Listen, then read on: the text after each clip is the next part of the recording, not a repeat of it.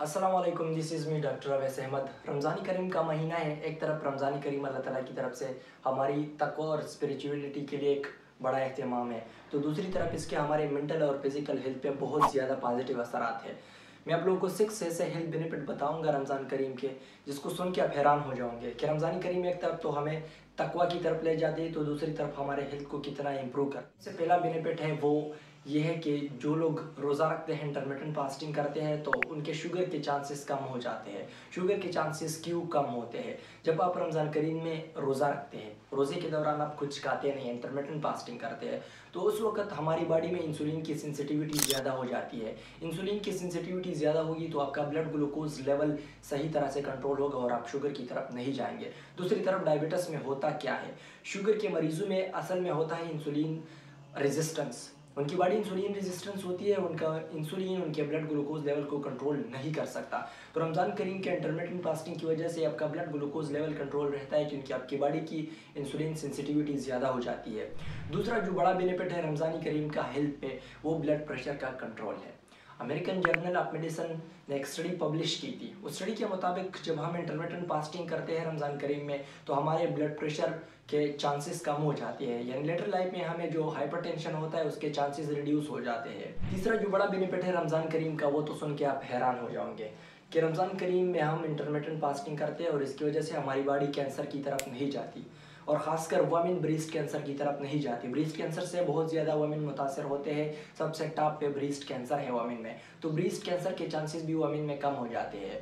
ये तो मैंने आप लोगों को बता दिया, लेकिन आप लोगों के जहन में सवाल होगा कि इसके पीछे लॉजिक क्या है, मैकेनिज्म क्या है। असल में जब हम इंटरमिटेंट फास्टिंग करते हैं, रमज़ान के वक्त कुछ नहीं खाते, तो हमारे पहले चंद घंटों में ग्लूकोज ख़त्म हो जाते हैं। हमारी बॉडी फिर ग्लूकोज को कंजर्व करती है हमारे ब्रेन के लिए। बॉडी अपनी एनर्जी को हमारे फैट्स से हासिल करती है। फैट्स के रिजल्ट में जो चीज़ बनता है उसको कहते हैं कीटोन। हमारे कैंसर के सेल्स कीटोन को नहीं खा सकते, वो कहते हैं कि हमें कीटोन नहीं चाहिए, हमें खुराक के लिए कोई और चीज़ दे दे। हम तो फास्टिंग करते हैं, कुछ खाते नहीं, तो इम्यून सिस्टम को इसका पता लग जाता है। इम्यून सिस्टम आके अटैक करता है और इन कैंसर सेल्स को जो कमज़ोर हो जाते हैं इनको ख़त्म करता है, तो इसी तरह हम कैंसर की तरफ नहीं जाते। पॉइंट नंबर 4 ये है कि हमारी बॉडी में एक सिस्टम है जिसको कहते हैं इम्यून सिस्टम। इम्यून सिस्टम का काम ये होता है कि हमारी बॉडी को हर उस चीज़ से बचाती है जो हमारी बॉडी के लिए नुकसानदेह हो। ये हमें जरासीम से बचाती है, ये हमें वायरस से बचाती है, और ये हमें कैंसर काजिंग एजेंट से भी बचाती है।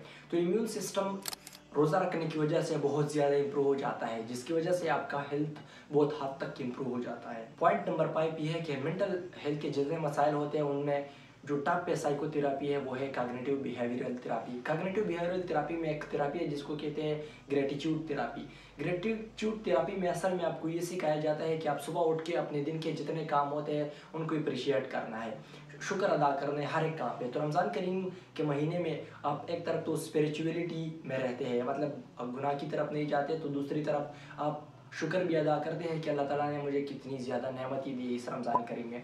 तो इस शुक्र की वजह से और ग्रेटिट्यूड की वजह से आपकी कॉग्निटिव बिहेवियरल थेरापी हो जाती है रमज़ान के महीने में, और आपकी मेंटल क्लैरिटी बहुत हद तक इम्प्रूव हो जाती है। पॉइंट नंबर 6, हमारे ब्रेन में एक केमिकल रिलीज़ होता है जिसको कहते हैं BDNF। इसके साथ कुछ और ग्रोथ फैक्टर है जो कि न्यूरॉन के ग्रोथ को इन्हांस करते हैं, उसको कहते हैं NGF यानी neuronal growth factor. Neuronal growth factor intermittent fasting में रिलीज़ होते हैं हमारे ब्रेन में, और उसकी वजह से हमारा ब्रेन का फंक्शन बहुत हद तक इम्प्रूव हो जाता है। हमारी मेमोरी बेहतरीन हो जाती है, ये हमारी मेमोरी को भी बूस्ट अप करती है, और साथ में हमें जो डिमेंशिया के मसले होते हैं लेटर लाइफ में उससे भी हमें बचा लेती है।